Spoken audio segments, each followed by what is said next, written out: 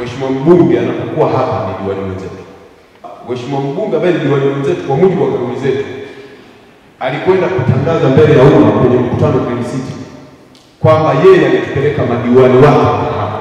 Lakini mimi nijuavyo, Mheshimiwa Mwenyekiti, kamati yako chini ya afisa utumishi na wewe mwenyekiti ndio uliwahi kupeleka ziara.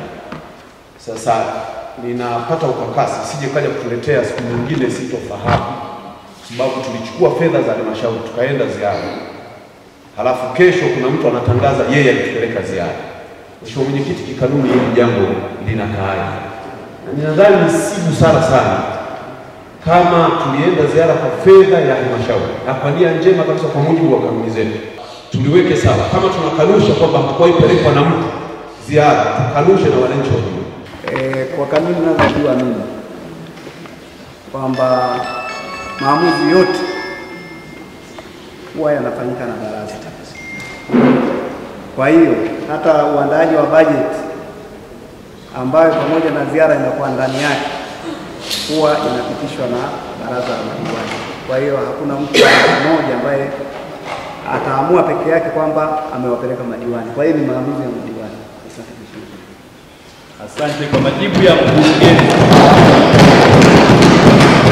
Kwa majibu ya mkurugenzi na ufafanuzi ni kwamba ziara ya waheshimiwa madiwani na wataalamu kwenda Kahama kwa ajili ya kujifunza ukusanyaji wa mapato na mipango mbalimbali ya uendelezaji wa miji yalipangwa na halmashauri na si vinginevyo. Kwa hiyo hakuna mtu yeyote ambaye aligharamia ile gharama, iligharamia halmashauri ya mji Makambako. Kwa hiyo wananchi kama kuna mjumbe alisema hivyo mahali popote, basi wananchi wa Makambako wajue hivyo kwamba halmashauri ndiyo iliyopanga mipango na kuhakikisha zoezi hilo linafanyika kwa mujibu wa utaratibu. Na huyo aliyesema hivyo alisema uongo kwa taarifa. Ametangaza kwa wananchi wapiga kura wetu kwamba sisi ametupeleka ziara kwa fedha zake.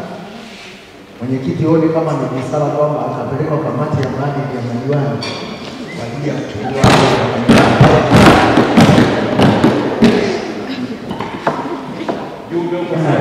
taratibu zipo, na yeyote ambaye anaona amekwazwa kwenye hili jambo ana haki ya kuchukua hatua kwa mujibu wa utaratibu.